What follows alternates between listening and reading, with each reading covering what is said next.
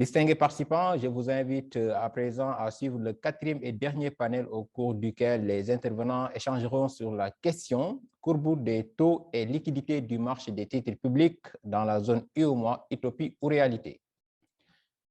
En introduction de ce panel, le professeur d'économie Babacar Sène, directeur du laboratoire des finances pour le développement, nous fera une présentation sur le sujet « Initiative et tentative d'élaboration d'une courbe de taux en zone UEMOA ». Professeur, je vous passe la parole. Merci. Merci beaucoup, Abdou Diaw.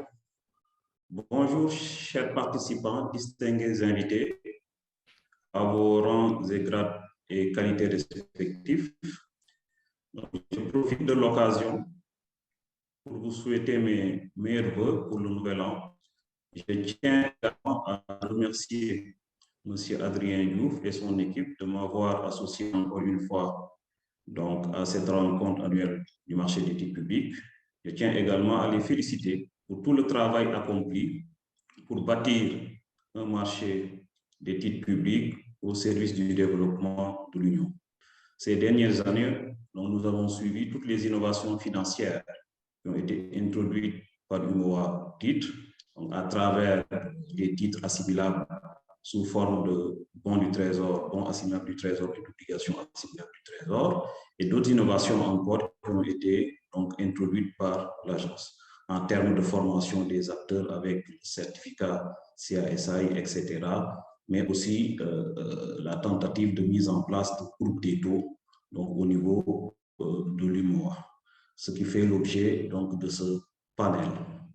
C'est un grand honneur pour moi de vous présenter la partie introductive de ce panel, dont le titre porte sur initiative et tentative d'élaboration d'une courbe de taux en zone UMOA. Un sujet qui est très important pour le marché des capitaux donc, de l'Union. Donc, à présent, nous allons passer donc, à la présentation introductive de ce sujet, notamment initiative et tentative d'élaboration d'une courbe des taux en zone UMOA. Je vais faire une projection.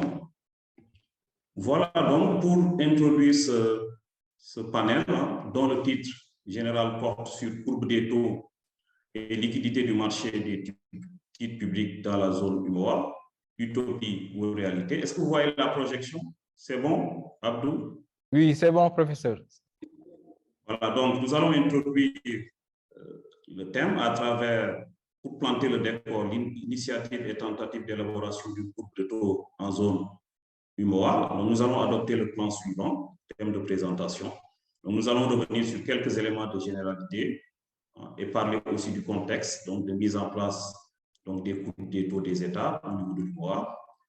Introduire aussi la courbe des taux dans l'UMOA en termes de méthodologie et quelques faits stylisés que nous allons donc commenter avant de venir quand même aux pistes d'amélioration et aux différents défis auxquels voilà, nous sommes confrontés.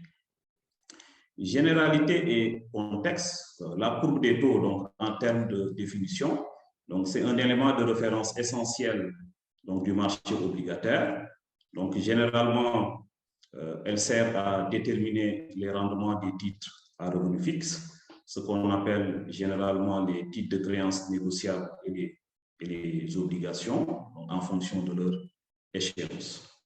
C'est vrai que dans la pratique, il existe plusieurs types de courbes des taux, mais ici, nous ferons le focus donc, sur le courbe des taux donc, des États qui nous intéresse donc, particulièrement. La courbe des taux est un indicateur quand même important donc, qui permet non seulement de juger la politique monétaire de la Banque centrale, donc, il suffit de voir donc, ce qui se passe à l'échelle internationale si nous faisons un peu de benchmarking donc, à travers les politiques monétaires de la Réserve fédérale américaine, de la Banque du Japon, de la Banque centrale donc, européenne, notamment la connexion qui existe entre la politique monétaire de la Banque centrale donc, et la courbe des taux. On a vu même ces dernières années avec l'avènement des politiques monétaires non conventionnelles appliquées donc par les grandes banques centrales, comment la communication des banques centrales en termes de politique monétaire donc, adressée donc, et aux investisseurs a pu influencer donc, la courbe des taux à travers ce que les économistes et les financiers appellent donc la politique monétaire de forward guidance, qu'on appelle en réalité la politique monétaire de guidage des anticipations. Donc, je reviendrai sur ça donc, au niveau donc, des défis à relever dans le cadre du contexte du mois. Donc, la relation politique monétaire et courbe des taux vraiment est une relation donc très importante. Mais la courbe des taux est aussi un instrument qui permet donc d'évaluer la préférence des investisseurs. Parce que dans la relation entre les investisseurs et le marché, dans la relation entre les investisseurs donc, et les banques centrales, il y a ce qu'on appelle les préférences, mais aussi donc, les anticipations, donc qui jouent un rôle très important au niveau donc, de la courbe des taux.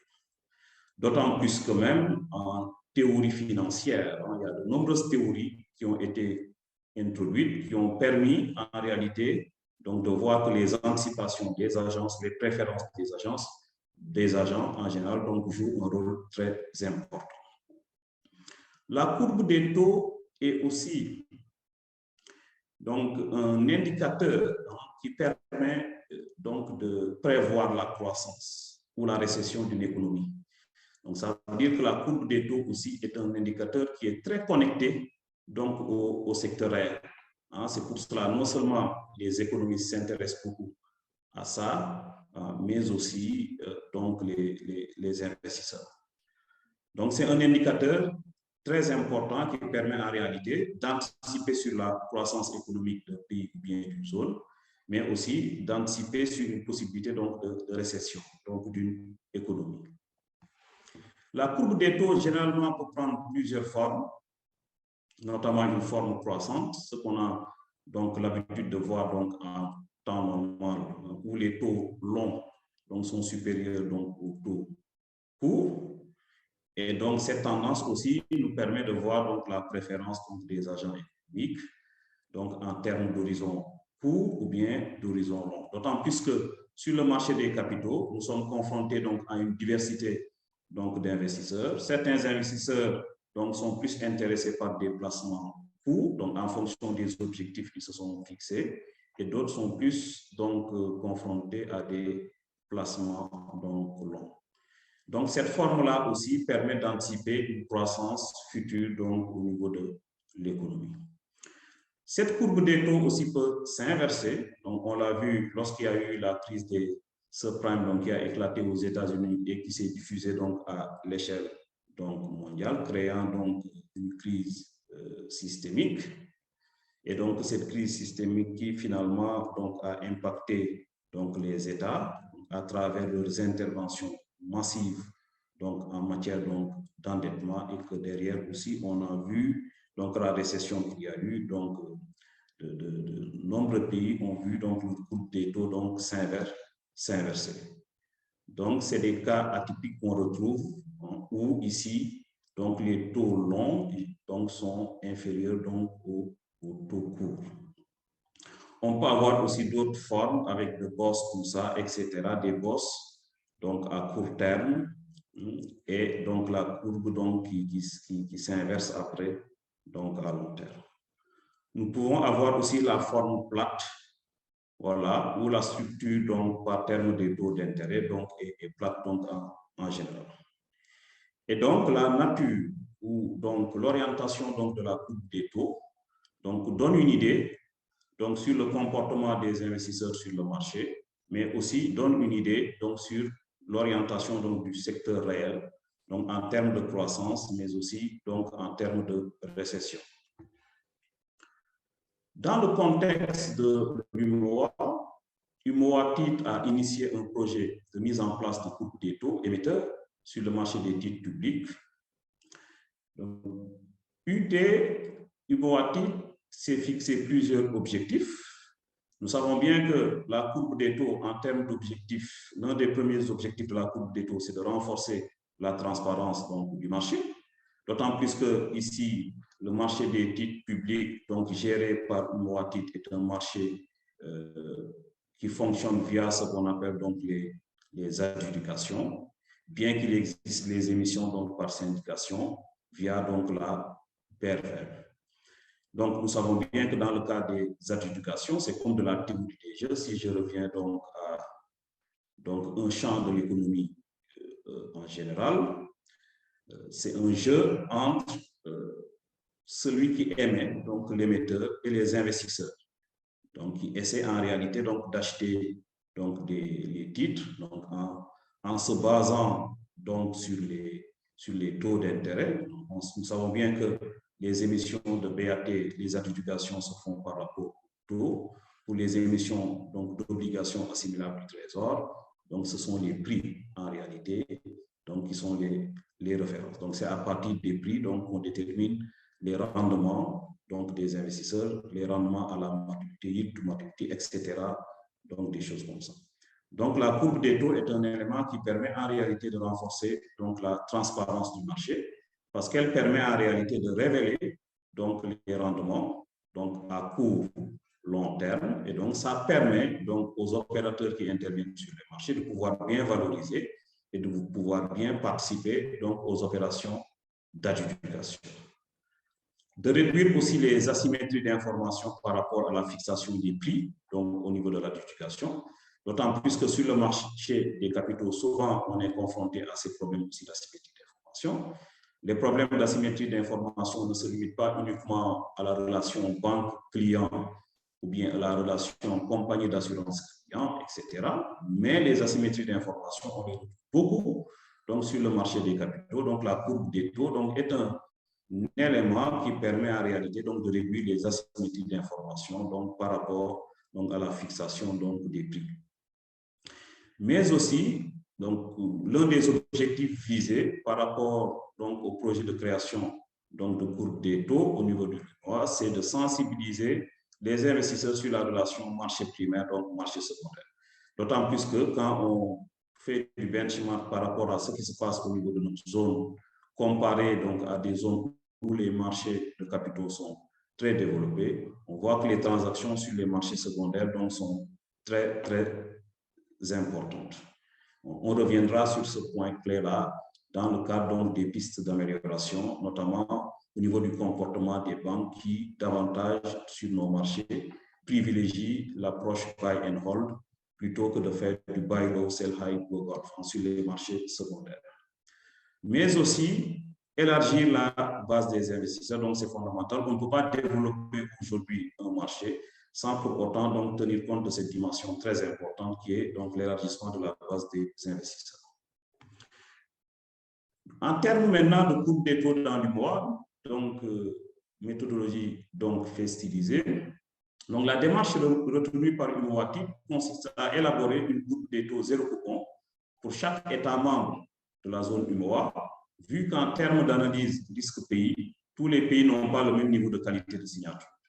Donc, pour ceux qui ont suivi donc, la présentation des deux agences au début de cette semaine-là, on pu s'apercevoir que donc, les risques donc, varient d'un pays à un autre. D'autant plus que ces deux agences, WADA et BlueField, ont eu à noter donc, les États membres du mois. Donc, cela implique que pour chaque État de la zone, la courbe des taux sera construite sur les maturités qu'il y a eu à émettre. Donc, tout à l'heure, on va revenir sur la méthodologie que l'agence UEMOA-TIT a proposée. Et je rappelle que cette méthodologie donc, est sur le site du UEMOA-TIT que vous pouvez donc télécharger et voir en détail qu'est-ce qu'il y a, parce qu'on ne pourra pas ici présenter donc, tous les détails donc, de cette méthodologie. Mais aussi, il faut bien savoir que d'autres tentatives ont existé au niveau de l'UEMOA. Donc, je vous renvoie à l'article développé ou publié par notre collègue Florent Pompé, donc qui est à Abidjan. Donc, il a publié un article sur la modélisation et la prévision de la courbe des taux zéro coupon pour le développement de la zone UEMOA. Donc, article qui a été accepté et publié au niveau de la revue économique et monétaire PCAO, donc numéro 25, donc en juin 2019. Donc, pour ceux qui s'intéressent vraiment à cette question donc, de courbe des taux, vous pouvez non seulement consulter la méthodologie qui est sur le site de l'agent du UEMOA-TIT, mais aussi donc, vous pouvez télécharger donc, cet article qui est disponible donc sur le site de la BCEAO, le site du COFEP. Donc, contrairement à ce que l'UMOATID a eu à proposer, Bongbé a essayé de proposer donc une courbe des taux donc, au niveau de l'UMO.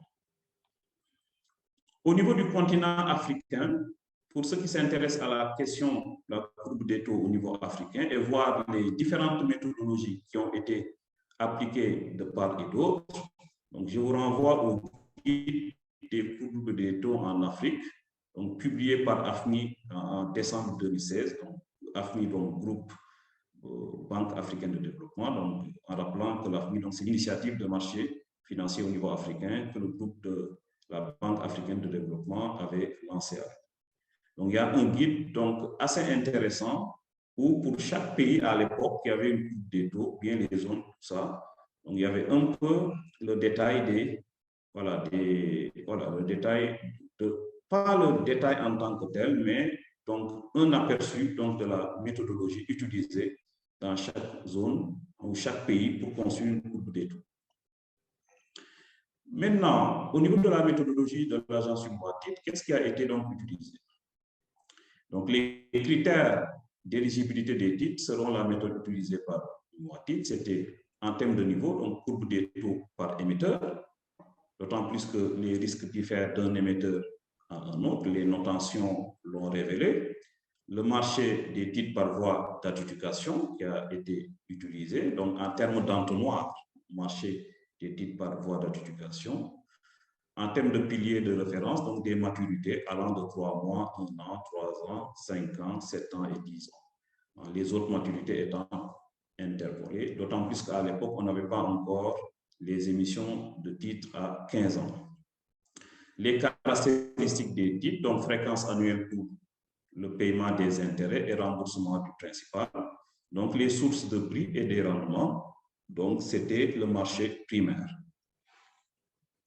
Donc, en termes de méthodologie toujours, donc, il s'agissait en réalité de sélectionner les titres qui étaient éligibles, d'autant plus qu'on avait un gisement de titres donc, par pays, de calculer les durées de vie moyennes pour les titres amortissables, donc, poser un peu de problème au départ, et convertir aussi les taux précomptés en rendement post-compté, d'autant plus que les BAT, les bons assimilables du trésor, sont généralement donc libellés en intérêts précomptés. Or, les intérêts précomptés ne représentant pas de véritable rendement, donc pour pouvoir les comparer aux autres rendements obligataires, DAT et autres types de placements, donc il faut en réalité les convertir en rendement post-compté. Donc il y a une relation donc, qui existe qui permet de convertir les taux précomptés en rendement post-compté. UMOATID, à ce titre même, a mis en place un simulateur sur son site qui permet en réalité de faire rapidement ces conversions-là. Très utile pour les investisseurs pour pouvoir faire des comparaisons. Le calcul aussi du profil d'amortissement des titres et maintenant la déduction des facteurs d'actualisation qui sont essentiels pour la construction de la courbe et le calcul donc des zéro coupons. Dès lors que on a les BAT au niveau des titres qui ont permis de construire la courbe, donc les BAT, un bon assimilable du trésor, dont la maturité est inférieure ou égale à 1 an, donc sont considérés comme zéro coupon, d'autant plus que les BAT, comme il y a les intérêts précomptés, généralement l'investisseur achète donc en dessous de la valeur nominale, c'est comme si c'était en dessous du pair, et donc et à l'échéance, donc il récupère le pair, ce qui fait que la différence représente généralement donc voilà les intérêts donc reçus. Donc c'est pour cela en réalité on peut considérer voilà les BAT comme des zéros. Les titres publics dont la durée de vie moyenne donc, est supérieure à 2 ans, donc ces titres-là sont démembrés en zéro coupon au prorata donc, de l'ensemble des activités. Donc ce qui permet en réalité d'avoir un démembrement donc, de l'ensemble des titres. Après maintenant, il est facile d'évaluer les rendements donc, des zéro coupons via donc, ces démembrements pour sortir donc le nuage de points. Et comme donc, le nuage de points semble donc, peut être assez dispersé, ça dépend donc des pays. tout ça là. Donc, souvent, au sein des banques centrales qui déterminent les courbes des taux en général, leur courbe des taux, ou bien au niveau des agences de dette et autres, bien comme en France, l'agence donc France Trésor, etc. Donc, ce sont généralement des fonctionnels qui sont utilisés. Il y a beaucoup de méthodologies. On ne va pas rentrer dans le détail parce qu'ici, ce n'est pas un panel qui doit être très technique. Donc, d'autant plus que donc, au niveau des participants, donc, on a généralement des profils donc, assez transversaux. Mais sachez qu'il existe ce qu'on appelle donc, des méthodes qui permettent en réalité de calibrer donc, les courbes des taux. Il y a l'une des méthodes les plus utilisées donc, à l'échelle internationale, les plus célèbres, même dans le domaine de la recherche et autres.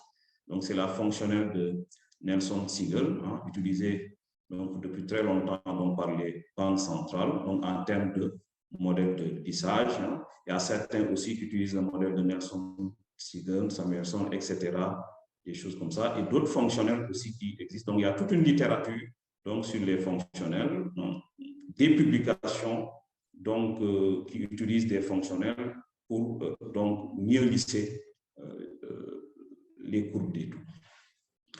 Dans l'UMOA, au niveau de l'UMOA, UT a proposé donc, cette méthodologie, cette démarche que nous venons donc, de proposer donc, pour sortir les courbes des taux des différents pays. Donc ça, nous l'avons téléchargé au niveau du site du MOA titre. Je pense que c'est la période du 7 janvier où on avait ici donc pour le Bénin, le Burkina, en éliminant les nuages de points, en passant par donc, la tendance centrale, avec obtenu grâce donc, au calibrage donc, par la fonctionnelle donc, de Nelson-Siegel. Donc, ça nous a permis d'obtenir donc, ces différentes courbes des taux pour les pays, hein, qui sont toutes donc, des courbes des taux donc, croissantes. Hein, Bénin, Burkina, Côte d'Ivoire, Guinée-Bissau, Mali, Niger, Sénégal, Togo. Et comment généralement expliquer une courbe des taux ascendante? C'est vrai que j'avais déjà au début donc, fait une introduction sur ça en présentant les différentes formes donc, de courbes des taux. Donc, il peut y avoir la problématique de la préférence du court terme par rapport au long terme. Nous savons souvent que dans nos environnements où les marchés financiers sont peu liquides, les marchés des capitaux sont peu liquides, généralement les préférences peuvent se faire donc à court terme plutôt qu'à long terme. Les anticipations aussi des investisseurs, de même que aussi donc l'habitat préféré peut être un élément explicatif, d'autant plus que si un investisseur est habitué à faire de l'investissement à court terme, bien à faire de l'investissement à long terme, donc s'il est habitué généralement à faire de l'investissement à court terme, si aujourd'hui on veut le contraindre peut-être à aller vers le long terme, donc il doit en réalité exister une prime donc, qui va permettre d'aller vers le long terme. Ça nous permet d'avoir ce qu'on appelle l'habitat préféré, qui a été théorisé. Donc, c'est une théorie donc, qui a existé. Bien qu'il en existe encore d'autres, mais on n'aura pas le temps de revenir sur toutes ces théories-là.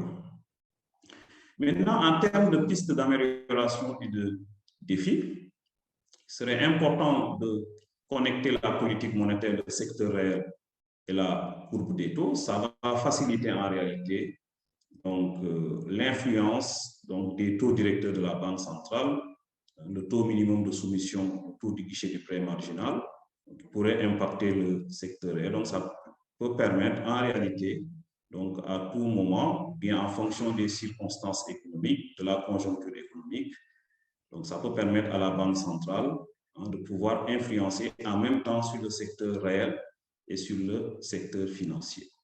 D'autant plus qu'aujourd'hui aussi, on sait que dans la zone, il existe un comité donc, de stabilité financière. Nous savons bien que voilà, souvent aussi, la politique monétaire peut influencer donc, la stabilité financière donc, via la courbe des taux. Mais aussi la communication de la Banque centrale et la courbe des taux, ça c'est fondamental. On a vu ces dernières années, certaines banques centrales ont utilisé donc cette communication-là pour pouvoir influencer la courbe des taux. C'est le cas, à un certain moment donné, des États-Unis, avec la Fed, la Banque centrale européenne, la Banque d'Angleterre, la Banque du Japon, c'est vrai, a commencé ça depuis quand même un peu plus longtemps. Donc, les politiques de guidage donc, des anticipations, c'est-à-dire que la Banque centrale, donc en dialoguant avec le secteur privé, les investisseurs, le public, donc va orienter la courbe des taux. Donc, à tout moment, elle peut remodeler la courbe des taux donc, à travers sa communication. Donc, elle peut dire que pendant 3 ans, je ne touche pas à mes taux directeurs. Et donc, la courbe des taux donc, peut s'ajuster donc, en fonction de cette donc, communication. Pourquoi, à un certain moment donné, il était important de pouvoir donc, lier communication de banque centrale et courbe des taux? Parce qu'avant, donc, il y avait un problème de communication qui se posait entre les banques centrales et les investisseurs parce que les banques centrales ne voulaient pas que les investisseurs anticipent leur politique monétaire. Les économistes ont entendu parler de la critique de Lucas, qui a une critique qui a été introduite donc, dans les années donc, 70, donc, qui a permis à un certain moment donné de dire que, donc, généralement, pourquoi les politiques monétaires budgétaires ne sont pas efficaces, donc les politiques monétaires au niveau des banques centrales, les politiques budgétaires au niveau donc, des États, c'est parce que donc, les agents parvenaient à faire des anticipations rationnelles. Et ce qu'il faut, c'est donc toute efficacité en matière donc, de politique économique. Donc, dans les années, à la fin des années 90, début des années 2000, donc les banques centrales ont changé de stratégie de communication. Maintenant, de plus en plus, elles communiquent beaucoup pour pouvoir influencer positivement le secteur réel, mais aussi impacter donc la courbe des taux et le secteur financier. Mais aussi, la courbe des taux devrait être le reflet des préférences des investisseurs. Donc, c'est fondamental. Donc, c'est quand même aussi un des défis à relever.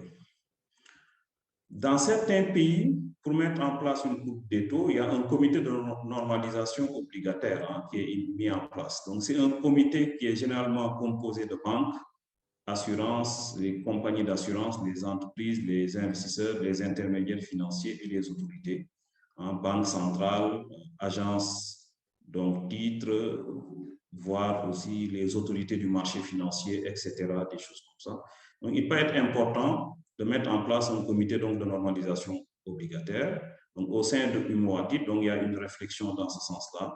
Pourquoi? Parce que la mise en place d'un comité de normalisation obligataire devrait permettre d'aller vers un consensus donc, en matière de courbe des taux, donc ce qui me semble quand même assez fondamental. Mais aussi dynamiser le marché secondaire des titres publics, donc voir les nouvelles conventions de marché proposées par l'UT. Déjà, même ce point peut être lié donc, au point précédent, mise en place d'un comité de normalisation obligataire, parce que n'oublions pas qu'un comité de normalisation obligataire, donc généralement aussi, s'occupe de la question des conventions de marché. Donc, les conventions de marché étant quand même très, très donc, importantes pour aller vers donc, les mêmes pratiques, les mêmes pratiques, les mêmes façons de faire, etc., des choses comme ça. Donc, il y a eu des avancées significatives au niveau de l'UMOA, notamment à travers donc, les nouvelles conventions proposées par l'UT, etc. Et la base de données secondaires, des données secondaires qui sont actuellement, donc cette base de données qui est disponible en ligne. Sensibiliser aussi davantage les acteurs des conventions de marché, c'est important, et de l'importance donc de la courbe des taux. Je pense que tout à l'heure, au niveau des débats, on reviendra sur ça avec les panélistes. Analyser les moyens possibles aussi de réduire la segmentation du marché des titres publics selon le mode d'émission, adjudication, syndication. C'est vrai que souvent, certains investisseurs, quand on les interpelle par rapport au marché, souvent ils disent voilà, ils ne comprennent pas vraiment cette fragmentation du marché où on a marché par adjudication, marché par syndication, etc., notamment donc, pour les titres d'État. Approfondir aussi la base des investisseurs et sensibiliser les banques sur la nécessité de développer des stratégies secondaires en lieu et place des stratégies de buy and hold.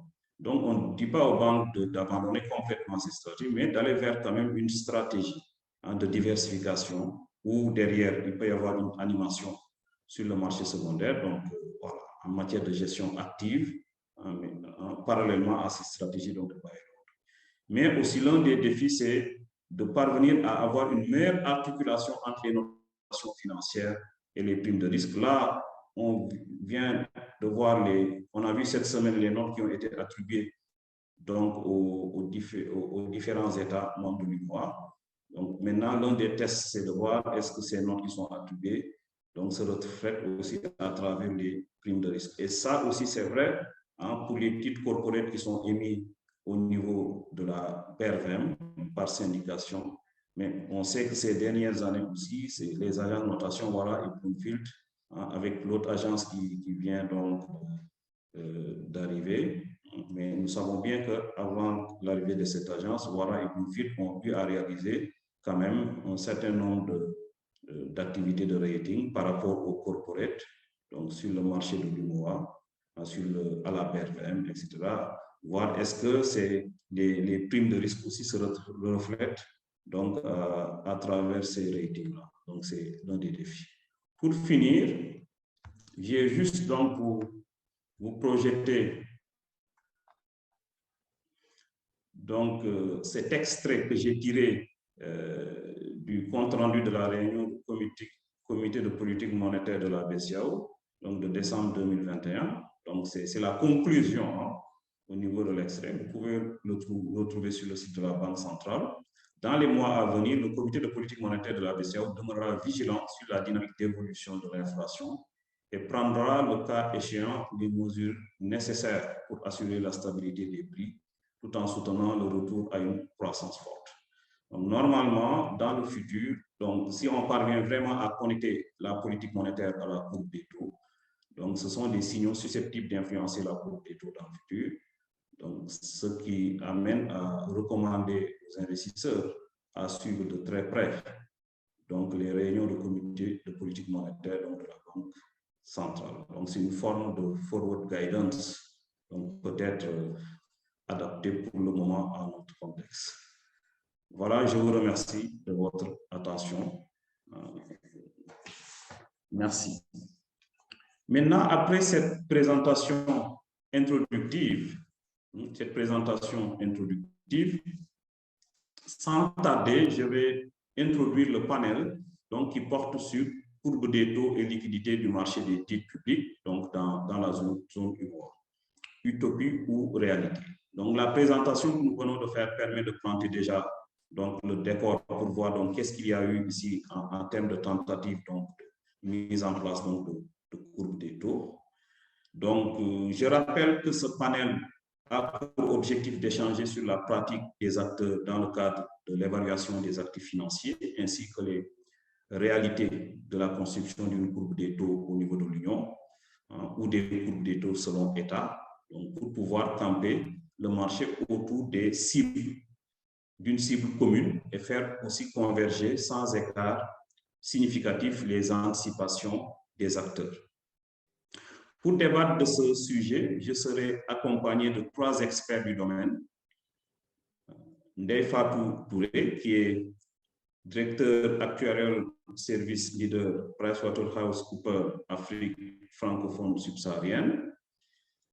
Abdoulaye Karomoko, partenaire gestionnaire de portefeuille senior Enco Capital, et de Pacom Basmon, donc responsable obligataire et SVT, SIB, groupe Attijari Wafa Bank. Donc, sans tarder, nous allons à présent donner la parole à Mme Ndeye Fatou Touré donc, pour présenter sa structure et nous parler du thème. Donc, Ndeye Fatou Touré, vous avez la parole. Bonjour, vous m'entendez bien, Monsieur Sen, c'est clair? Oui, je vous reçois bien. Ok, super. Donc, bonjour à tous. Donc, tout d'abord, je remercie l'agence UMOA à titre, Monsieur Adrien Diouf et ses équipes, d'avoir permis la présence et la participation de PwC à cet événement. Cabinet PricewaterhouseCoopers, c'est un cabinet d'audit et de conseil qui est présent dans plusieurs pays à travers le monde et évidemment aussi en Afrique francophone subsaharienne.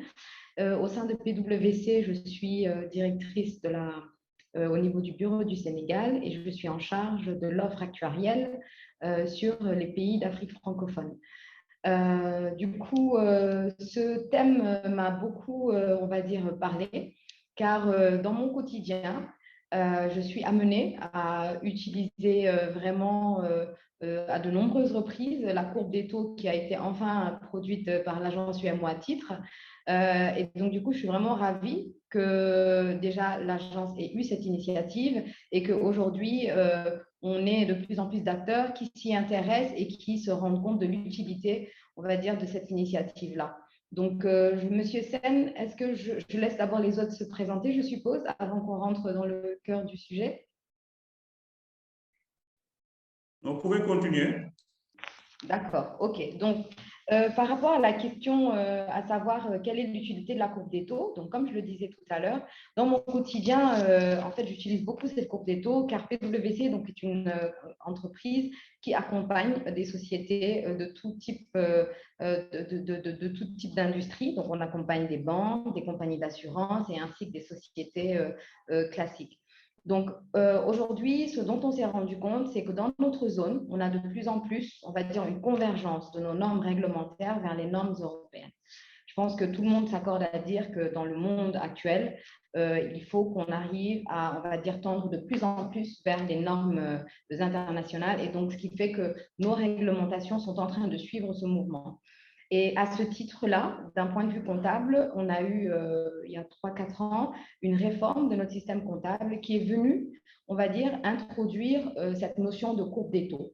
Pour certains, on va dire, passifs d'entreprise qui sont des passifs à long terme, le régulateur est venu demander une évaluation de ces passifs-là, de sorte à pouvoir prendre en compte le coût futur de ces différents engagements.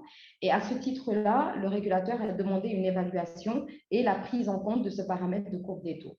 Donc, du coup, aujourd'hui, quasiment toutes les entreprises sont familières avec cette courbe des taux parce qu'ils savent que c'est quelque chose dont ils ont besoin pour l'évaluation de leur passif à long terme. On retrouve également dans les institutions bancaires le même effet. On a eu récemment le nouveau dispositif prudentiel qui est venu, on va dire, encourager les banques à faire des méthodes de valorisation de marché. Et donc, on a eu l'apparition, on va dire, en tout cas la prise de connaissance de nouveaux modèles de marché qui nécessitaient également l'utilisation de ces courbes des taux-là. On a aussi, naturellement, dans le cadre de mes missions, j'interviens également dans le cadre de projets de fusion-acquisition, lorsque nous avons, par exemple, une compagnie qui souhaite en acquérir une autre, ou bien une compagnie qui souhaite céder certains actifs. Dans ce cadre-là, également, on a aujourd'hui la nécessité, on va dire, de valoriser quel est le coût de cette entreprise-là.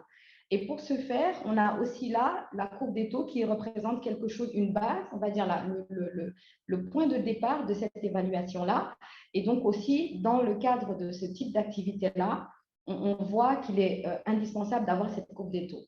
Donc, il y a 4 ans, 5 ans, ou je ne sais plus exactement à quel moment l'UMO a commencé l'utilisation de cette courbe des taux, on était face, on va dire, à un vide. Lorsqu'on devait on va dire, faire une estimation où on devait avoir une base d'évaluation sur la base, par exemple, d'un taux sans risque, on n'avait pas d'éléments. Et aujourd'hui, avec l'UMO à titre et la courbe des taux qu'ils ont publiée, on a cette base-là qui permet de tous s'accorder au niveau, en tout cas, d'un principe commun.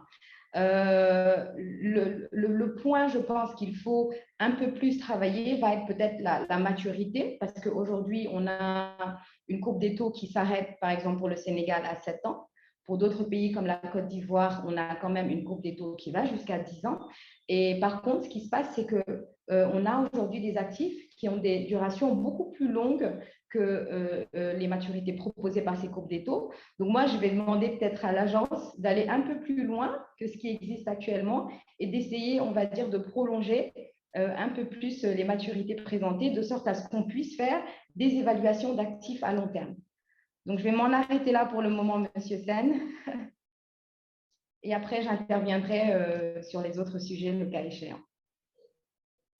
Merci beaucoup, Ndeye Fatou, pour cet argumentaire. Donc, vous êtes revenu sur l'utilité de la courbe des taux et donc comment vous l'utilisez donc au quotidien, donc au niveau de PwC. vous êtes revenu aussi sur les questions donc, relatives donc, à la réglementation. Donc, on doit s'adapter par rapport aux normes donc, internationales, d'autant plus qu'aujourd'hui, n'oublions pas que les structures qui sont établies souvent donc, au niveau de notre zone sont interconnectées aussi par rapport à des structures donc, internationales. Et donc, par conséquent, donc, on doit s'adapter par rapport à ce qui se fait donc, au niveau donc, niveau international. Vous avez parlé aussi des réformes comptables, etc., des choses comme ça. Vous avez aussi adressé donc des questions à UMOATI, des préoccupations, notamment le fait donc d'avoir une courbe des taux qui va aller généralement donc vers un horizon temporel donc beaucoup plus long que par rapport à ce qui existe. Donc tout à l'heure, on va revenir sur ça au niveau des discussions et aussi en tenant compte des différentes questions qui seront adressées, donc qui seront posées par les différents participants. Sans tarder, je vais maintenant laisser la parole à M. Abdoulaye Karomoko pour présenter sa structure et aussi nous donner son avis par rapport au thème, faire son exposé. M. Karomoko.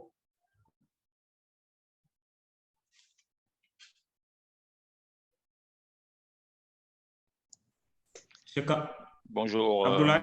Bonjour, vous m'entendez? Oui, on vous reçoit. Ok, merci beaucoup. Bonjour tout le monde. Merci à vous, Monsieur Babacar Sen, de me passer la parole. Merci aussi, j'aimerais remercier l'UMOA Titre, Monsieur Adrien Douf et son équipe UMOA Titre pour nous offrir cette plateforme d'échange, encore une fois de plus, afin d'échanger sur les problématiques donc, de développement et d'amélioration du marché des titres publics de l'UMOA. Je remercie également tous mes autres panélistes, Ndei, Fatou, Madame Touré, pardon, Monsieur Bazemo. Et également, je remercie donc tous ceux qui nous suivent en ce moment, donc de pouvoir participer à ce panel-là. Donc, rentrer dans le sujet. Alors, moi, je suis gestionnaire de portefeuille et partenaire à Enco Capital. Donc, il faut dire que Enco est un groupe de gestionnaires d'actifs, disons, panafricains, qui est présent donc, dans plusieurs pays, à savoir un bureau à Londres, un bureau en Afrique du Sud, un bureau à l'île Maurice, un bureau à Abidjan, un bureau au Cameroun et bientôt un bureau à Kigali. Donc, le groupe gère en ce moment environ 900 millions de dollars donc, à travers diverses stratégies, dont donc la stratégie de dette sur les pays africains qui a à peu près 800 millions sous gestion. Donc, la stratégie private equity, donc, qui prend donc, des participations minoritaires des participations dans des sociétés africaines qui a à peu près entre 50 et 75 millions de dollars. Et une stratégie qui est principalement basée donc sur le marché local dans l'UMOA, avec sa plateforme Enco Capital West Africa, qui gère à peu près 50 millions de dollars, 50 à 100 millions de dollars, et qui intervient donc sur le marché des titres publics et sur le marché de la BRVM. Et également un bureau, donc la société Enco Capital Central Africa qui vient de naître et qui est encore en création. Donc, il faut dire que Enco est un investisseur de la zone UMOA à plusieurs titres. Donc, je l'expliquais tantôt. Avec notre plateforme EADF, Enco Capital, Enco Africa Debt Fund, qui a une vision un peu plus globale sur tous les marchés africains et sur la monnaie locale et sur la dette en monnaie dure, a une allocation donc sur les pays de la zone UMOA, notamment un certain nombre de pays qu'on aime bien. Et en monnaie locale, je disais, on a une certaine allocation sur ces pays-là.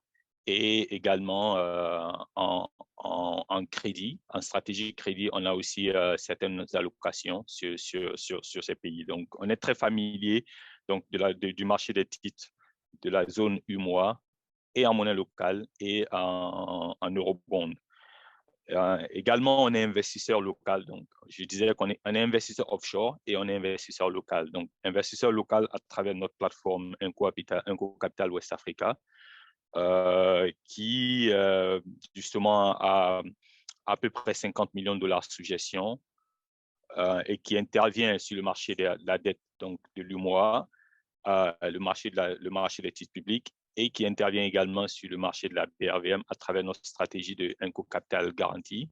Donc, un fonds qui est assez mixte entre la BRVM et les titres publics, donc qui vous garantit votre capital dès lors que vous investissez dans un horizon de 5 ans et qui affiche aujourd'hui une très, très belle performance.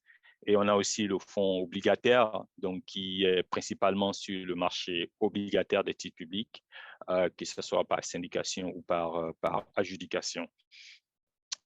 Donc, voilà un peu présenter Inco. Et pour entrer dans le sujet, courbe des taux et valorisation des actifs. Il faut dire que nous avons beaucoup de problématiques en matière de courbe des taux et de valorisation d'actifs. Donc, en tant qu'investisseur, comme je le disais, investisseur local et investisseur offshore, nous sommes soumis à plusieurs réglementations. Donc, Madame Touré parlait tantôt donc, des questions de réglementation. Nous, en tant qu'INCO, nous avons beaucoup d'exigences en matière réglementaire pour ce qui est de notre fonds de dette Inco Africa Debt Fund, donc basé à Londres. Nous sommes soumis à la réglementation du FCA qui exige une certaine méthodologie de valorisation de nos actifs. Et quand il s'agit pour les pays donc, de l'UMOA, les actifs que nous détenons, quand il s'agit de les valoriser, il faut dire qu'au jour d'aujourd'hui, nous essayons un peu de bricoler parce que on n'a pas vraiment donc les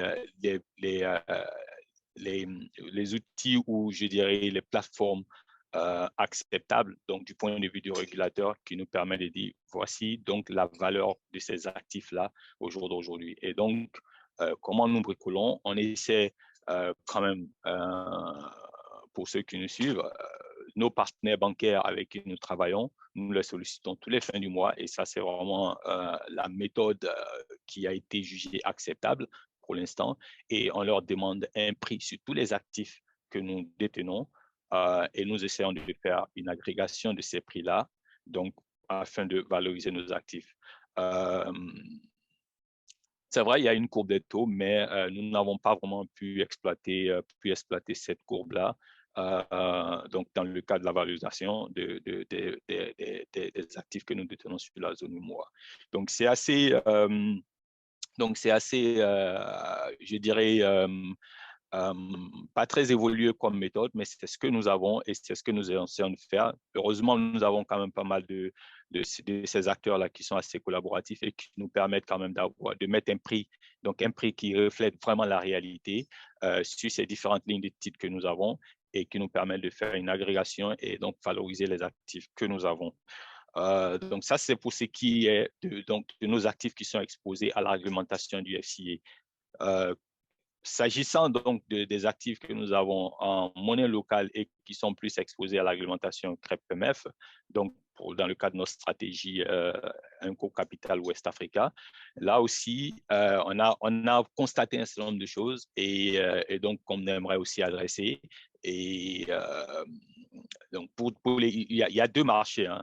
Monsieur Sen l'a bien signifié, les actifs qui sont émis par adjudication et les actifs que les pays émettent aussi par syndication. Donc, pour les actifs par syndication, ils sont cotés à la BRVM. Et donc, je pense que la réglementation locale du CREP reconnaît un peu tous les titres qui sont négociés à la BRVM comme des titres donc valorisés à un prix marché. Et donc, de ce point de vue, on peut utiliser le dernier prix qui est exposé sur le marché de la BRVM donc pour valoriser le titre en question. Et donc, ce qui donne en fait, ce qui résout en fait le problème de pouvoir valoriser cet actif-là à son fair value, donc à sa valeur de marché. Mais pour ce qui est des titres, donc par adjudication, et qu'on appelle encore par abus de langage titres du marché monétaire, même quand vous lisez la réglementation CREPMF, donc il s'agit de vous dire, pour ces titres-là, il faut les valoriser à 10 000, donc à leur valeur flat, quoi. Donc, et ça posait un problème. Ça posait un problème, mais après, on le comprend parce qu'il n'y a pas vraiment de plateforme assez crédible qui permette quand même de dire voici la valeur de marché de ce titre. Donc, pour cette raison, c'était assez convenient pour le régulateur de dire mettez tout le monde à 10 000. Et je pense que c'est peut-être les mêmes problématiques des banques aussi. Je ne sais pas si ça a évolué. Madame Sen, Madame Touré l'a signifié. Les banques avaient aussi cette manie-là de valoriser tous leurs titres à 10 000. Maintenant, est-ce que la BCAO a exigé de faire évoluer cette façon de valoriser là ou juste encourage? Je ne sais pas trop. J'ai pas trop de connaissances sur cette question-là. Mais tant que les banques sont encore à pouvoir valoriser leurs titres du monétaire à 10 000, on aura vraiment un problème à pouvoir sortir véritablement une courbe des taux ou des méthodes de valorisation qui reflètent un peu le fair value ou la valeur de marché même de l'actif. Donc, pour vous donner un peu l'expérience des autres marchés qu'on a, si ça peut aider la plateforme, quand vous allez au Ghana et que nous avons des actifs ghanéens pour le marché, enfin qui représentent donc les titres publics donc de l'État ghanéen, vous avez la plateforme Bloomberg qui nous permet en un clic de connaître la valorisation de ces titres-là et même d'avoir une courbe des taux qui reflète le marché, qui reflète un peu les anticipations des agents et qui aussi a un mouvement qui est lié un peu à tous ces éléments de politique monétaire que monsieur Sen nous donnait dans sa présentation théorique. Donc, au Ghana, vous pouvez percevoir tout cela dans la courbe des taux et vous avez des SVT en local, même des banques qui vous donnent une cotation en permanence de ces titres. Quand vous rentrez dans la plateforme Bloomberg, vous voyez tous ceux qui cotent. Vous avez un agrégateur donc avec la plateforme Bloomberg qui vous donne le prix du titre et qui vous donne même l'évolution même de ce prix avec le temps. Et tout cela nous facilite la tâche. Et avec ces plateformes-là, nous, on n'a aucun problème à justifier auprès du régulateur que ces prix sont assez transparents et reflètent le marché. Donc, on les utilise pour faire la valeur de notre portefeuille. S'agissant de la zone UMOA, on n'a rien de tout ça et on essaie de bricoler. C'est pourquoi j'ai parlé un peu nous bricolons un peu. Donc, ce qu'on aimerait voir, c'est vraiment plus les acteurs du marché à pouvoir donc adopter des méthodologies donc déjà de cotation des différents actifs. Donc là, je profite un peu pour parler un peu de titres benchmark. Avec des titres benchmark, il nous sera plus facile de savoir donc à chaque point donc la courbe des taux, qu'est-ce que les acteurs du marché pensent. Donc, on veut savoir un peu plus ou moins leur contribution en termes de cotation sur ces différents points-là. Comment on peut y arriver? J'ai un avis à donner sur ce sujet, c'est que peut-être qu'il faut voir un peu la façon dont les banques donc approchent le marché des titres publics dans la zone UMOA. Sous d'autres cieux, vous voyez plus ou moins une certaine dislocation entre le bloc structurel dans la banque et le bloc marché. Le bloc structurel a ses exigences en matière réglementaire et en matière, donc quand on parle de buy and hold, c'est plus dans la partie bloc structurel, donc à l'intérieur d'une banque. Si vous avez le bloc marché donc, qui est ségrégué du bloc structurel, où vous avez donc des traders qui sont SVT ou pas, et qui ont donc pour mission de faire de la cotation sur les marchés, sur les titres qui sont émis par les États, les 8 pays de la zone UMOA. Donc, vous verrez tout de suite que sortir une courbe des taux qui va refléter principalement donc les anticipations ou même la perception donc du risque ou même, je vais dire, la politique monétaire, je pense que ça va être un peu plus facile. Et ces titres-là, il faudra aussi donc une plateforme de l'UMOA titre. Donc, c'est au titre des recommandations que je peux faire, une plateforme de l'UMOA titre, justement, à partir donc d'un bloc marché dans les différentes banques qui seront intéressées par cette approche-là. Donc, des gens super bien formés et de plus en plus on en voit sur la zone. Donc, qui feront des contributions et qui donneront donc des cotations en temps réel ou à la demande, donc pour ces différents points spécifiques de titre benchmark par pays, bien évidemment. Et donc, cela permettra d'avoir une courbe qui est assez réflexive de ce que le marché pense réellement et qui pourra nous permettre, donc avec les plateformes Bloomberg ou même d'autres plateformes partenaires, nous permettre donc de manière ou en un clic avoir exactement pour chaque actif qu'on a, chaque actif que nous avons, quel est donc le prix que le marché estime positionner donc cet actif-là. Et avec ça, nous faisons notre valorisation. Donc, pour conclure un peu, l'UMOA titre, donc je vais dire, peut avoir une très bonne contribution ici. Donc, quand il s'agira donc de mettre tous ces acteurs-là ensemble et les emmener à donc avoir une cotation continue. Donc, des différents points spécifiques de certains actifs qui sont émis par les États de l'UMOA. Et donc qui permettra par la suite donc d'avoir cette courbe et enfin demander aux régulateurs également de pouvoir donc faire évoluer la réglementation à la matière, à la limite même exiger que tous ces titres-là soient évalués donc à leur fair value, à leur valeur de marché. Donc voilà un peu ce que je pouvais dire sur le sujet et donc je pense que le reste on va peut-être le développer avec le temps. Merci. Merci beaucoup, Abdoulaye. Donc, au même titre que Ndeye Fatou, donc, vous êtes revenu sur donc, comment vous utilisez généralement la courbe des taux donc, dans le cadre de votre expérience donc, au quotidien. Donc, vous êtes revenu sur l'exigence en matière donc, réglementaire, comme l'a souligné tout à l'heure Ndeye Fatou, en termes de méthodologie donc, de valorisation, etc. Donc, dès lors que vous avez généralement donc, deux types de portefeuilles, les portefeuilles qui sont orientés plus donc, à l'international et les actifs que vous avez donc en monnaie locale. Et dans le cadre des actifs en monnaie locale, donc, vous avez bien souligné que dans le cadre de la syndication, donc, la BRVM donc, valorise donc, au prix du marché, donc généralement c'est le dernier prix. Donc là où peut-être que vous avez des problèmes, c'est par rapport à l'adjudication où tout est valorisé donc à 10 000 francs.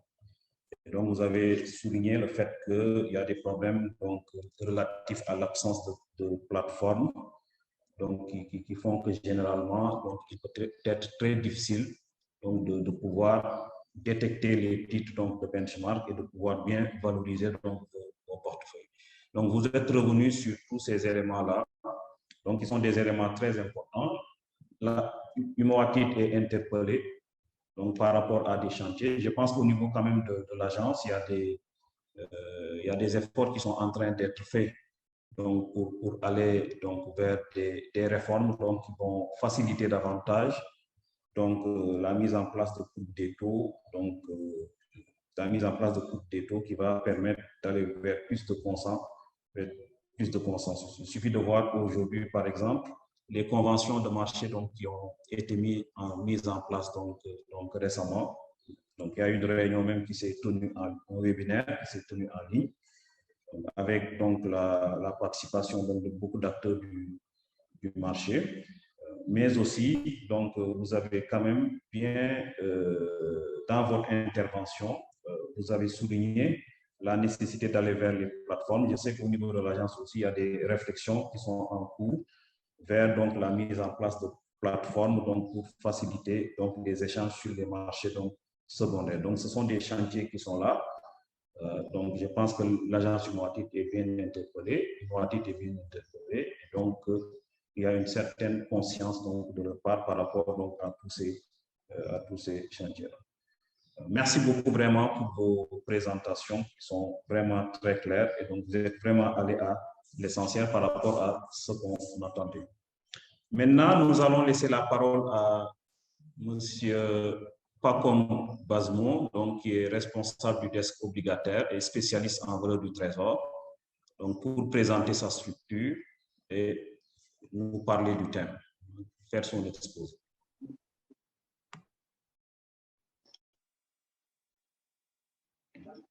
Merci. Bonjour, professeur Babakar. Vous m'entendez? Pacom, c'est bon, je vous reçois bien. Bonjour. Parfait. C'est bon?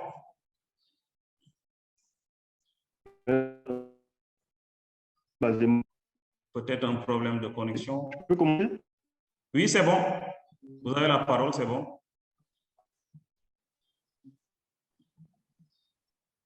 Pacom Bazemont. Je suis le responsable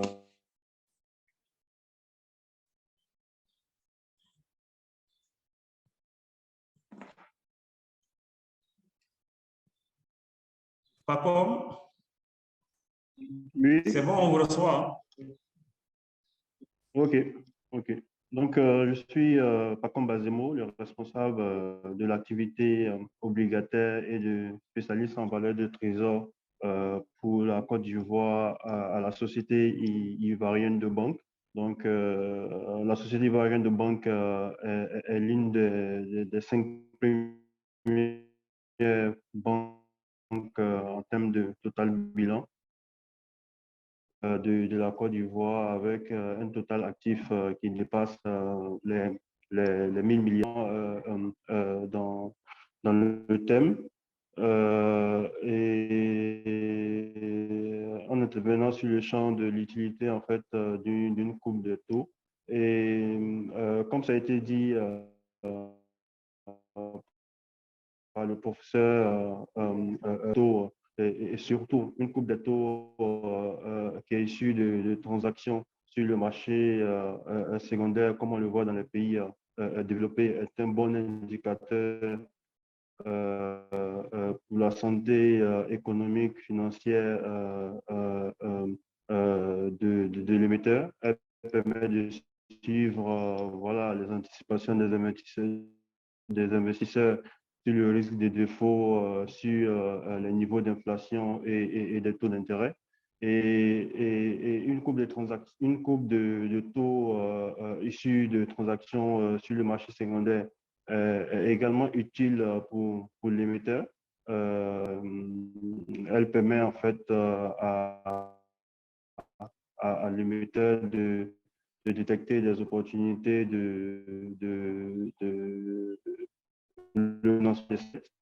détecter des opportunités d'arbitrage sur les maturités et puis conforter l'émetteur dans son choix entre sortie sur le marché local ou international. Donc,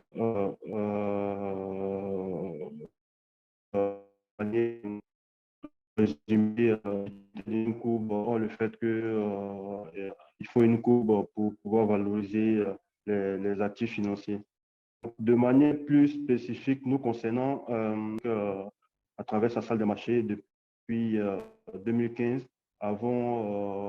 nous avions opté pour une stratégie dynamique au lieu d'une stratégie buy and hold qui était qui est encore en fait la stratégie de pas mal de banques sur la place. Pour pouvoir valoriser, pour pouvoir coter de manière instantanée les titres que nous avons en portefeuille qui étaient disponibles à la session. Et pour notre courbe, on est parti sur une courbe primaire. On a fait simple, on est parti sur une courbe primaire. Et donc, le temps qui revient, on va continuer avec les autres, donc les autres panélistes. Donc, Ndeye Fatou, tout à l'heure, vous êtes revenu sur l'utilité de la courbe des taux et vos expériences aussi en matière de courbe des taux. Et comme vous le savez, la courbe des taux souverains est censée en réalité retranscrire le prix des actifs les plus sûrs dans l'économie. Généralement, ce qu'on appelle donc les actifs donc, sans risque, qui sont souvent les obligations donc, qui sont notées donc, par les agences, les obligations d'État, les obligations souveraines notées donc AAA généralement donc, par les agences de notation. Donc, comment influence-t-elle donc, la transparence dans la formation des prix? Ok, donc merci beaucoup, professeur Sen. Donc, avant ça, je vais peut-être revenir sur certains points évoqués par monsieur Karamoko, qui étaient assez intéressants. Donc, le premier point sur lequel je voulais intervenir, c'était le fait qu'effectivement, il est soulevé le fait que finalement, bon, pour les entreprises qui sont cotées, on a moins de difficultés pour évaluer. Ça, ce n'est pas un souci. Après, le problème de notre zone, c'est que la grande majorité des sociétés ne sont pas cotées. On n'a pas beaucoup de titres cotés. Donc, du coup, cette solution-là n'est pas vraiment une solution, on va dire, ne permet pas d'avoir en tout cas une valeur pour la majorité des acteurs de la place. Et du coup, la contrepartie, c'est que du coup, pour le reste, on essaie de bricoler, c'est le terme qu'il a employé qui m'a fait sourire, on essaie de bricoler, on va dire, quelque chose. Et donc là, finalement, il vient, je pense, soulever un problème majeur de notre zone, c'est le fait qu'on n'ait pas de méthodologie commune en termes de valorisation d'actifs. Je m'en rends compte quotidiennement avec différents clients, ce qui peut se passer des fois. Donc déjà, on n'a pas de méthode de valorisation commune, ça c'est premièrement. Et aussi, là, je viens du coup boucler avec la question que vous posez, on n'a même pas de transparence au niveau de la formule de calcul qui est utilisée. Quelle est la méthodologie qui a été déterminée pour arriver à ce prix-là? Quelles sont les hypothèses sous-jacentes? Et quelle a été l'approche qui a été retenue? Donc, par rapport à tous ces éléments-là, dans notre zone, on n'a pas vraiment de pratique commune. Et ce qui se passe, pour moi, c'est un vrai frein pour le premier point, à savoir de se dire, bon, voilà, pour les titres cotés, on a une solution. Dans le cas contraire, on essaye de voir avec les différents contacts. Moi, dans mon quotidien, vu que j'ai beaucoup, on va dire, d'investisseurs qui ne sont pas forcément basés ici dans notre zone. Aujourd'hui, on est dans un continent où on a beaucoup quand même d'investissements directs étrangers. Donc, des acteurs à l'étranger qui viennent, qui veulent investir dans notre société. Donc, pour ces investisseurs-là, ils ne peuvent pas, on va dire, se contenter juste d'approches, on va dire, ou bien de proxys qui sont basés sur peut-être des fois des informations qui ne sont même pas publiques, des informations qu'on arrive à obtenir. Et donc, du coup, ce qui se passe, c'est que souvent, quand on vient et qu'ils ont des informations de cette sorte-là, ils me disent, on ne peut pas se baser sur ça parce que finalement, on n'en connaît pas la source. Est-ce que ce sont des informations fiables? Et finalement, d'une personne à une autre, on peut avoir deux informations qui sont complètement divergentes. L'autre point, c'est également par rapport au fait qu'il n'y a pas vraiment de méthodologie arrêtée. Pour moi, lorsque j'ai eu à intervenir des fois sur des dossiers, où j'intervenais pour valoriser les actions d'une société, donc un cas classique. Ce qui va se passer, donc je vais valoriser les sociétés de cette action en présentant moi une méthodologie qui soit la méthodologie, on va dire, classique, théorique, qu'il est difficile certes d'appliquer dans notre zone parce qu'on n'a pas toutes les données, mais en tout cas en essayant de faire l'effort, en essayant d'expliquer la méthodologie, d'utiliser les données qui sont présentes aujourd'hui sur notre place, donc notamment cette courbe des taux, ça permet du coup à des investisseurs du coup de comprendre comment ce prix a été formé. Et souvent, je vais me retrouver dans des situations où on va me dire, mais c'est bizarre, Madame Touré, parce qu'il y a 2 ans, quelqu'un d'autre a fait le travail et il a trouvé quelque chose de complètement différent. Et ma réponse va être, d'accord, comment est-ce qu'il est parvenu à ce résultat? Et il n'y a pas de réponse. Donc, je pense qu'en fait, il est vraiment important pour améliorer la transparence de notre marché, une meilleure compréhension, on va dire en tout cas, de ces différentes transactions-là, d'avoir une méthodologie qui soit commune, une méthodologie qui puisse être expliquée de sorte à ce que les investisseurs puissent comprendre. Et ensuite, il y a aussi un autre point où je reboucle sur la question de la formation des acteurs. Ça aussi, je pense que c'est très important qu'aujourd'hui, tous les intervenants économiques, en tout cas tous les acteurs qui puissent être intéressés par tout ce qui est valorisation d'actifs, soient, on va dire, un peu plus informés sur, on va dire, les caractéristiques des différents éléments qui sont proposés. Donc là, je reviens sur la courbe des taux. Je vous donne un exemple. On a une courbe des taux qui a été déterminée pour le Sénégal avec une certaine durée. Aujourd'hui, donc d'autres intervenants, des cabinets comme le mien, comme PwC, on va avoir des personnes qui peut-être ne vont pas bien maîtriser et bien comprendre comment cette chose-là a été construite et selon quelles conditions elle doit être appliquée. Donc, on a le régulateur qui a compris les enjeux, effectivement, et qui vient pousser les différents utilisateurs à l'utilisation de cette nouvelle courbe et de ces nouvelles méthodologies. Sauf qu'en face, on a des acteurs qui ne sont pas vraiment, on va dire, alertes et avertis sur le sujet. Donc, ce qu'ils vont faire tout simplement, on va leur dire des fois, voilà, il faut utiliser la courbe des taux. Ils vont utiliser cette courbe des taux-là, certes, mais par exemple, dans des cas où on a des engagements de maturité beaucoup plus longues, il est impossible de leur faire comprendre qu'en fait, OK, notre courbe des taux se limite à 7 ans, on a des fois des engagements avec des maturités beaucoup plus longues, on n'a pas prolongé, ou bien même essayons de prolonger d'une manière classique cette courbe des taux, ils ne vont pas comprendre ça. Et donc là aussi, on peut se retrouver dans des situations où on va avoir des entreprises qui vont du coup subir cette réglementation-là parce que d'autres acteurs externes n'auront pas compris qu'il faut, on va dire, un peu adapter ça à leur spécificité. Voilà les différents points sur lesquels je souhaitais intervenir suite à M. Karamoko. Voilà. Merci beaucoup, Ndeye Fatou, d'être revenu donc sur des points abordés par Abdoulaye et aussi donc de faire un exposé sur les questions relatives donc à l'absence de méthodologie, la question des informations. Mais est-ce que vous ne pensez pas que la mise en place d'un comité de normalisation peut régler tous ces problèmes-là, ou bien une bonne partie de ces problèmes, hein, d'aller vers un consensus, d'aller vers des mêmes méthodologies et autres? Oui, oui, je suis tout à fait d'accord avec vous. Parce qu'effectivement, ce qu'on a, on l'a hein, dans d'autres, on va dire dans d'autres régions, en Europe notamment, que je maîtrise mieux.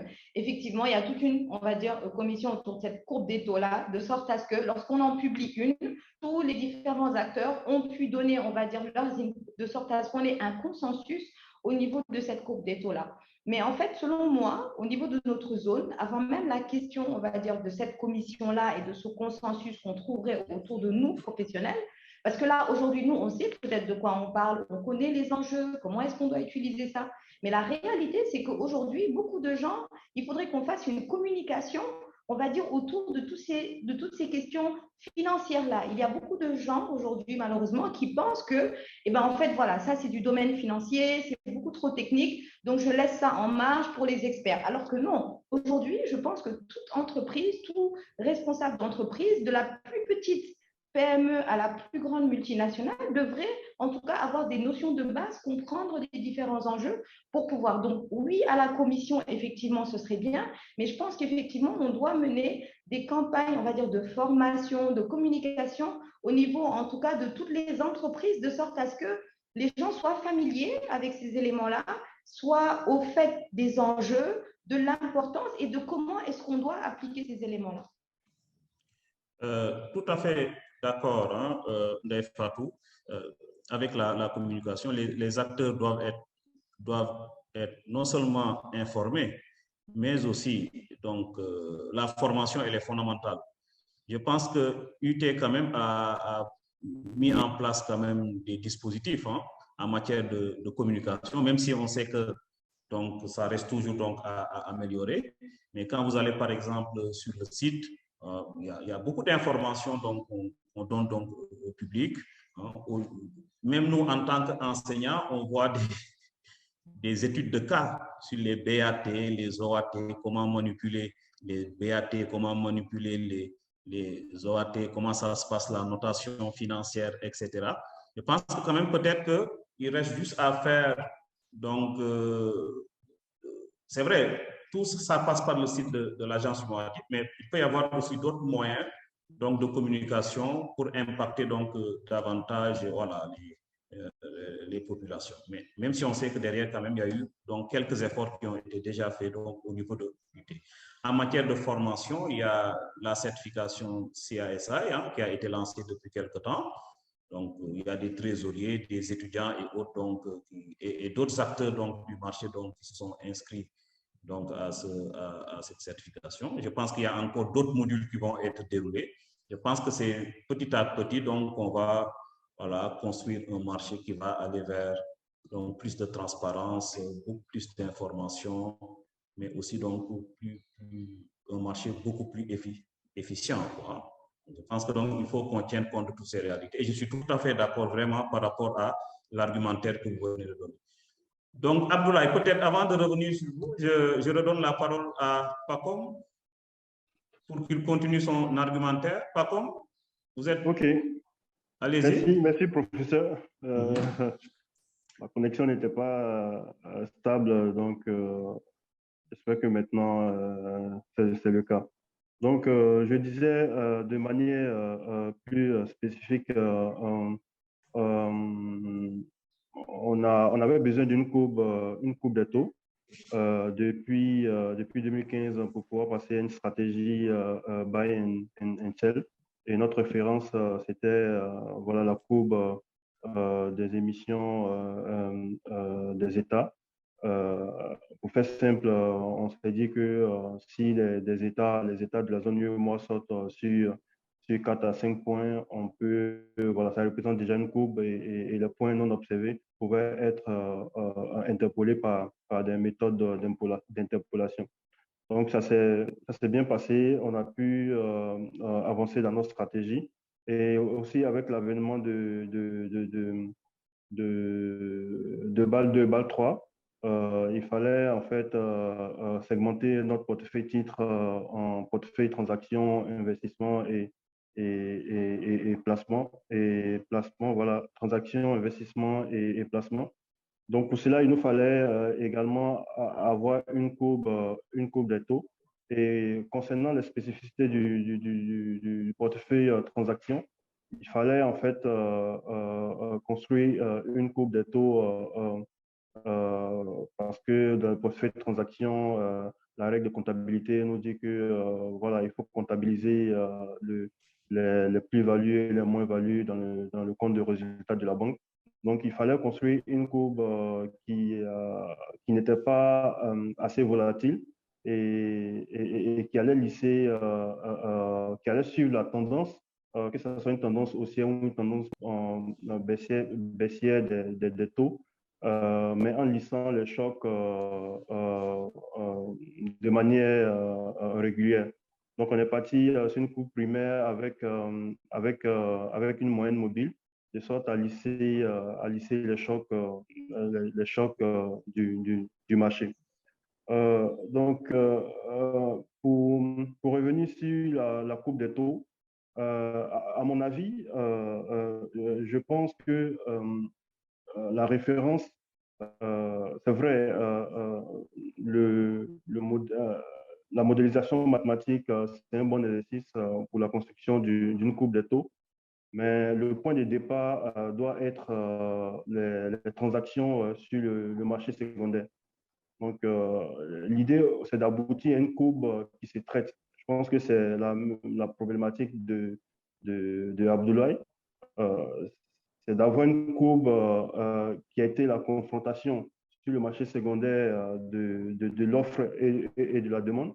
Et comme ça reflète vraiment en fait la structure en fait de la demande et de l'offre sur le marché. Et avec cette courbe, on peut facilement valoriser un portefeuille titre avec. Donc, pour arriver à cela, il faut en fait diversifier en fait la base des intervenants sur le marché secondaire. Aujourd'hui, le marché secondaire, que ce soit le marché secondaire ou le marché primaire, les deux marchés sont dominés principalement par les banques qui représentent 90% des acteurs. Donc voilà, c'est un groupe homogène. Du coup, quand il y a un choc sur ce groupe-là, on a tendance à avoir des acteurs qui sont à la fois, qui sont eux tous soit acheteurs, soit vendeurs. Alors que pour avoir un marché, il faudrait à tout instant avoir des acheteurs et des vendeurs. Donc, voilà mon point de vue. C'est que la référence, c'est vrai, on peut modéliser une courbe, mais la référence doit être une courbe issue de transactions sur le marché secondaire. Et donc, il faut partir par la liquidité. Donc, la liquidité du marché à travers la diversification de la base des intervenants va créer, va déduire sa courbe. Et c'est cette courbe-là qui sera en fait la référence du marché. Je pense que c'est comme ça que ça se fait sur les marchés développés. La plupart des courbes sont des courbes de transactions sur le marché secondaire qui reflètent à tout instant le choc entre l'offre et la demande. Donc, voilà un peu mon point de vue sur la question. Donc, construire une coupe, c'est bien, mais elle doit venir du marché secondaire. Voilà. Merci beaucoup, Ouais, plus Jacob. efficient. Merci.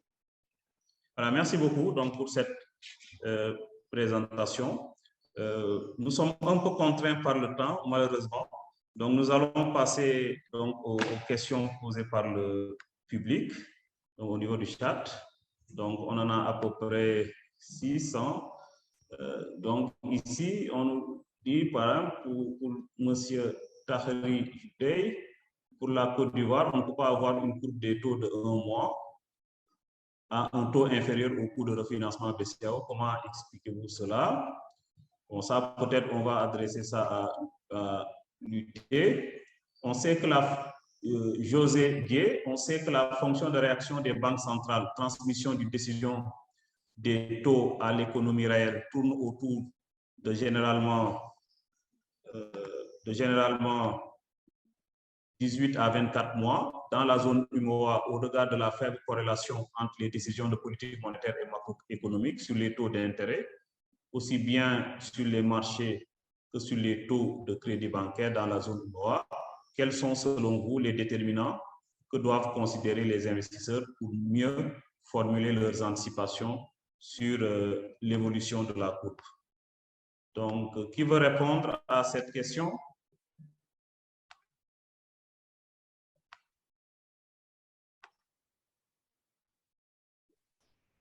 Qui porte sur la connexion entre le secteur réel et la courbe des taux. Je vais essayer. Allez-y, Abdoulaye. D'accord. Ouais, merci, c'est une très très belle question.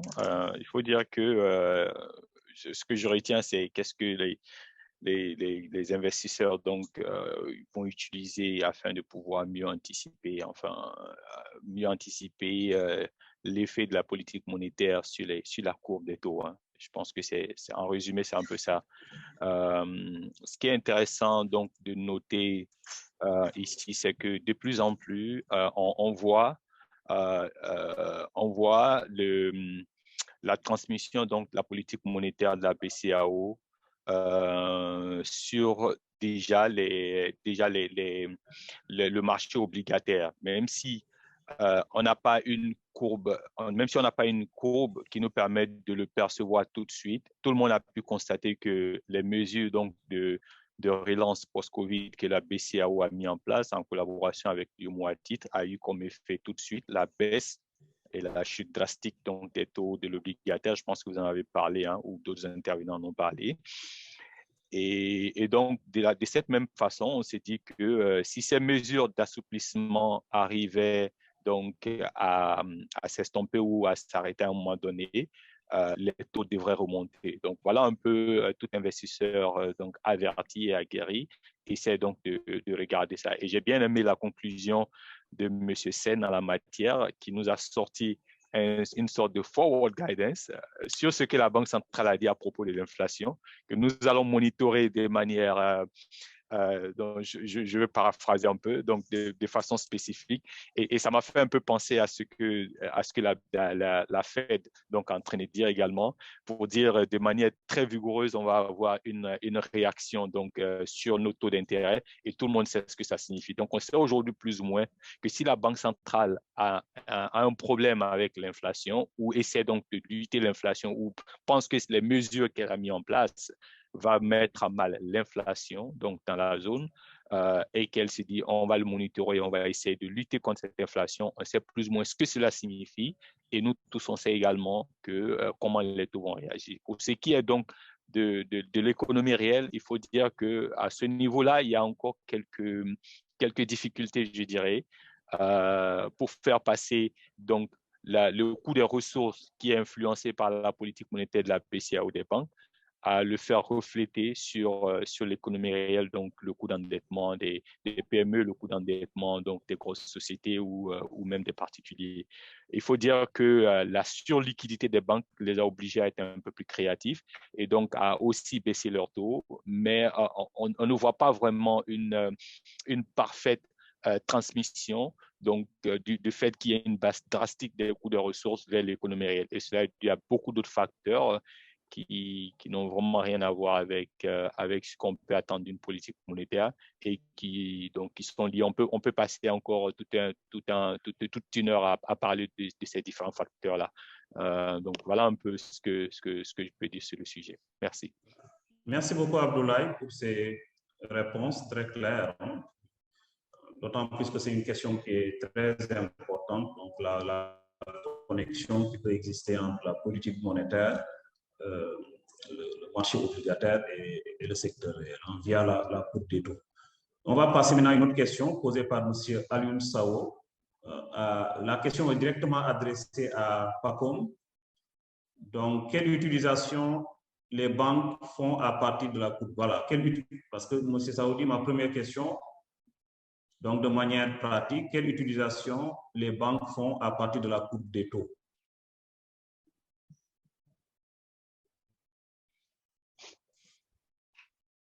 Donc, ça, c'est une question qui est directement adressée à Pacom.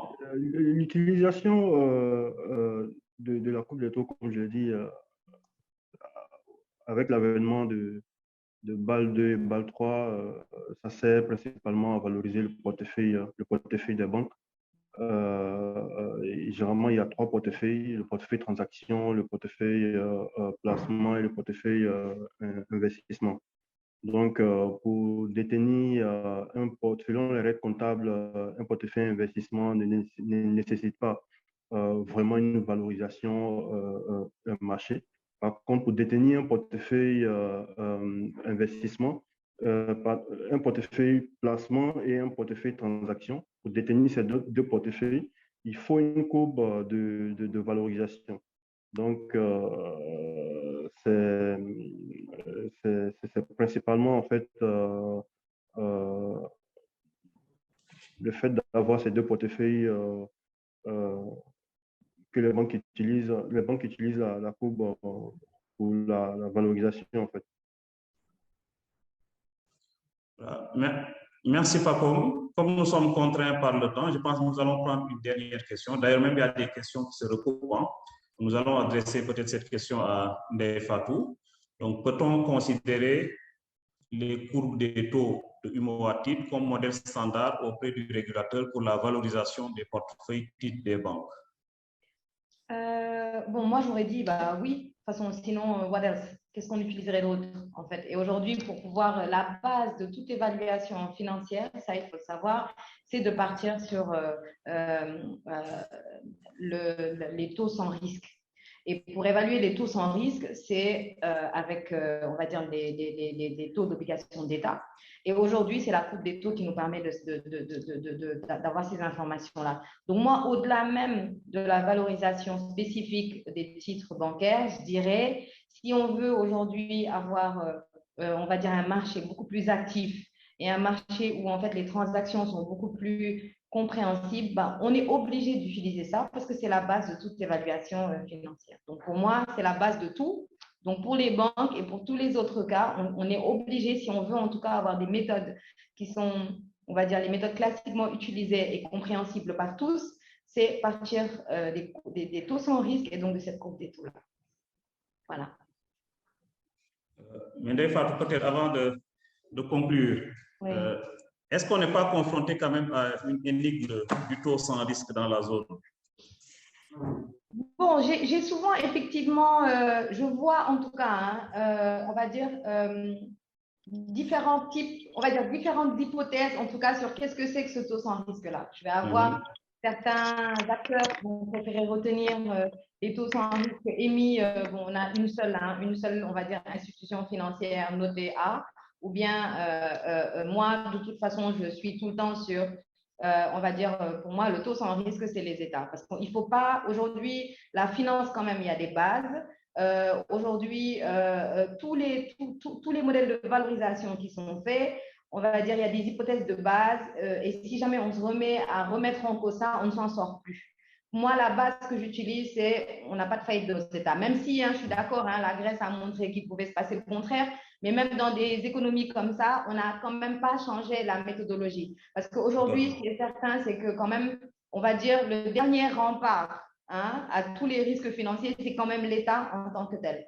Donc, du coup, moi, je suis quelqu'un qui me base toujours sur le taux sans risque, sur le taux de l'État dans lequel je fais l'évaluation. Maintenant, effectivement, quand l'information n'est pas disponible, soit maintenant on a la courbe des taux de l'UMOA titre qui est là, bon, j'espère qu'on pourra la prolonger davantage, soit sinon les autres hypothèses qui sont faites, ce sont des hypothèses où on prend en compte le taux de croissance du PIB qui est estimé par le FMI en disant que ça risque d'être ce taux de croissance-là corrigé de l'inflation qui va être retenu. Donc, pour dire que la base de toute évaluation, quand même, on l'adosse tout le temps à la stabilité financière et aux projections économiques du pays dans lequel on est. Donc, moi, en tant que professionnel, c'est l'hypothèse que je prends. Je sais qu'il y a beaucoup d'autres personnes qui prennent autre chose, mais voilà, moi, mon avis. La BOAD, par exemple, peut être mise dans le panier. Voilà, c'est ce que je ne voulais pas citer de nom, mais effectivement, souvent, ce qu'on voit comme taux sans risque retenu, on prend beaucoup d'acteurs prennent ce taux-là. Voilà. Mais c'est parce que, comme je dis, la courbe des taux, elle vient d'être, elle est encore nouvelle. Moi, j'ai travaillé avec beaucoup d'institutions, on va dire, à l'étranger, et c'est moi qui leur ai dit, mais maintenant, on a une courbe des taux. Ils me disent, ah bon? Je leur dis, bah oui, on a une courbe des taux maintenant. Donc, du coup, je pense que ça prendra le temps qu'il faut, mais à terme, c'est ça on n'a pas le choix, c'est ça qu'il faut qu'on utilise, et il faut qu'aujourd'hui, on ait des transactions financières qui se passent de manière beaucoup plus active et de manière beaucoup plus claire. Et pour ça, il faut qu'on s'accorde autour des méthodologies retenues. Et la base, c'est de partir sur un taux sans risque commun et démocratisé, on va dire. Voilà. Merci beaucoup, Ndeye Fatou. Merci beaucoup aussi, Abdoulaye Pacom, pour vos présentations. Donc, c'était très intéressant. Je pense qu'on a bien noté les différents points, de même que les interventions. Donc, nous tenons à remercier vraiment les panélistes pour ces échanges très riches. Nous tenons également à remercier donc, les participants d'avoir suivi donc, ce panel donc, qui porte sur un sujet très important donc, pour le marché des capitaux donc, de l'UMOA. Les participants aussi qui ont posé donc, des questions très pertinentes. Donc, je pense qu'on peut continuer la réflexion donc, par rapport à toutes ces questions et par rapport à tout ce qui a été donc, débattu. Donc, merci beaucoup encore une fois à l'agent UMOA TIT de nous avoir invités donc, à modérer donc, ce panel. Donc, Abdou, je te rends la parole. Merci. Professeur, merci pour la modération de cette session et votre présentation introductive. Nos vifs remerciements également aux panélistes pour leur brillante contribution à ce panel qui marque la fin du programme d'activité de la 4e édition des RMTP édition 2022.